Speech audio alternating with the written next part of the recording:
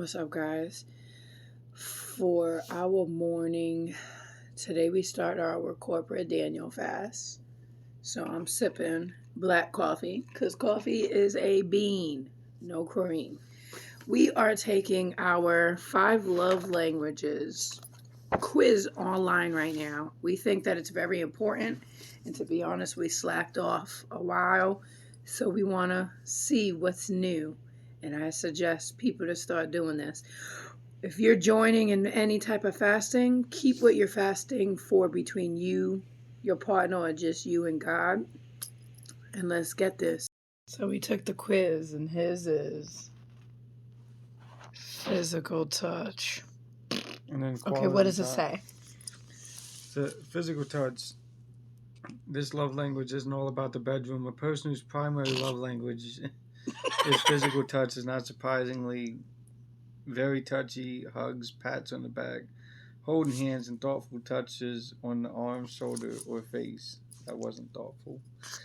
They can all be ways to show excitement, concern, care, and love.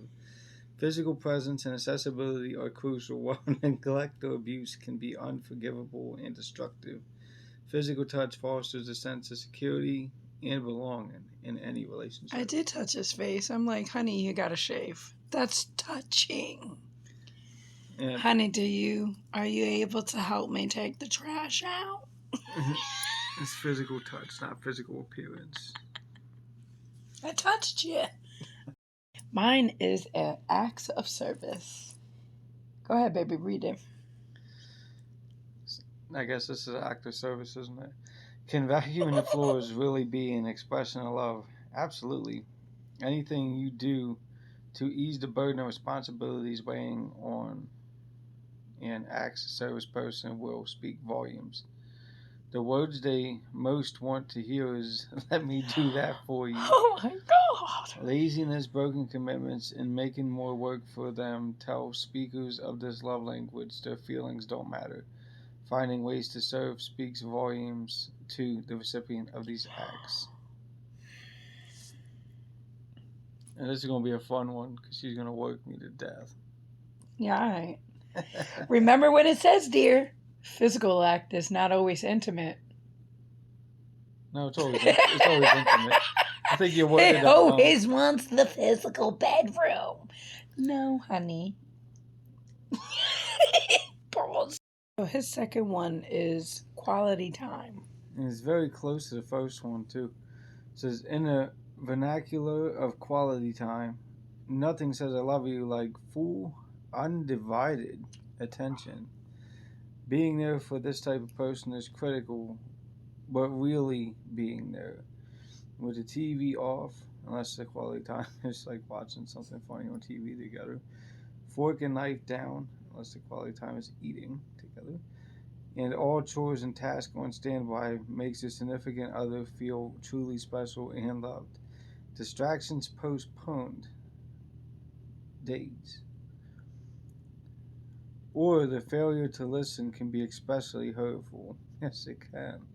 The love language of quality time also means sharing quality conversations and quality activities. Shut up. Mine is words of affirmation.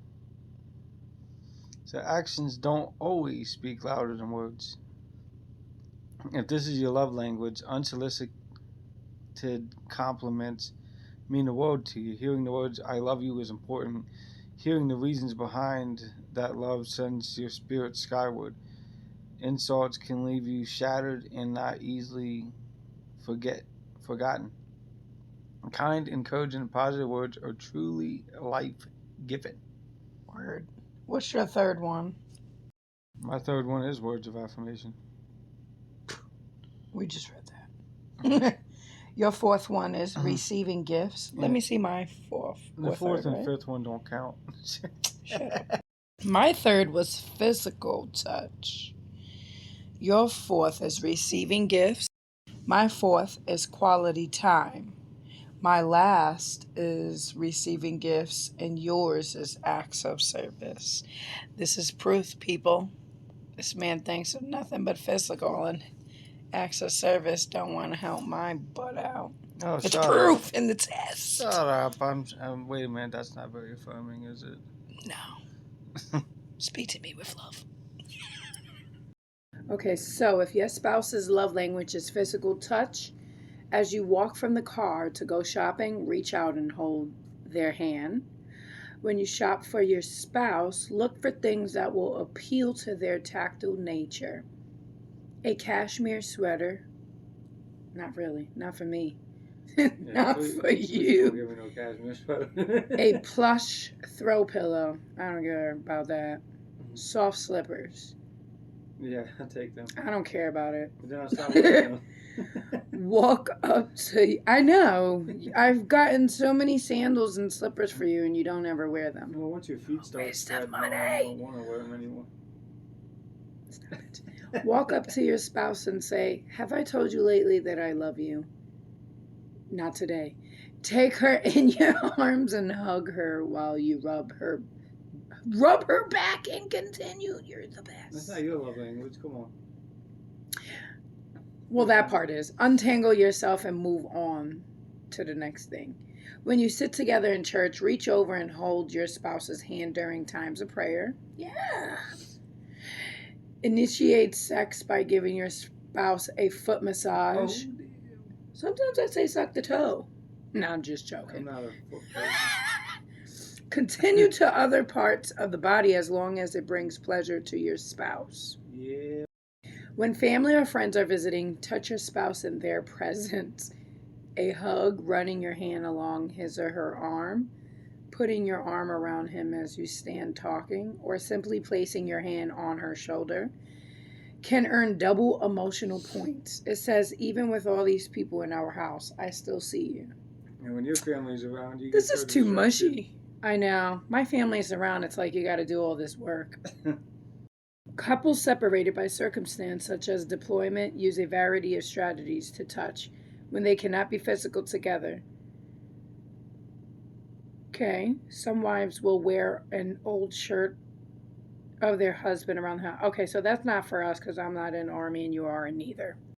Mine is acts of service. Consider serving someone for something your spouse loves, an older relative, caring attentively for a pet, a favorite cause. Okay, now.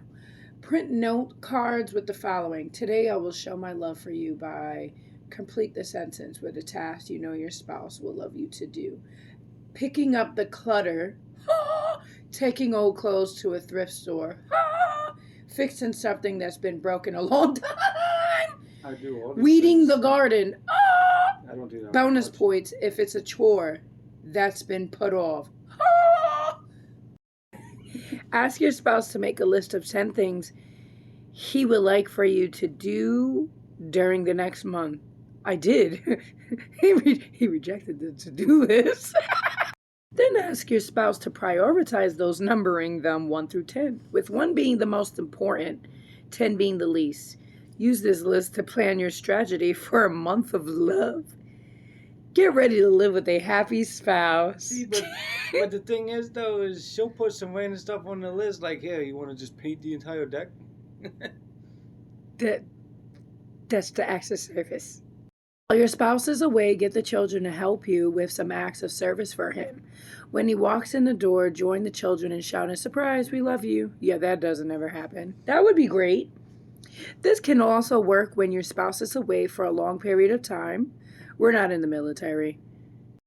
If your requests to your mate come across as nags or put downs, try writing them in words that would be less offensive to them. Yeah, that would be great. Share these. Revised wording. So the yard always looks so nice and I really appreciate your work. Yeah, that would be great. I say it. You would say that. But you're physical, so. So I think this is really important for you to take the quiz, find out what your love languages are, and continue to chip at it. It's going to wind up helping. Right, dear? Yep. Now touch me. There you go.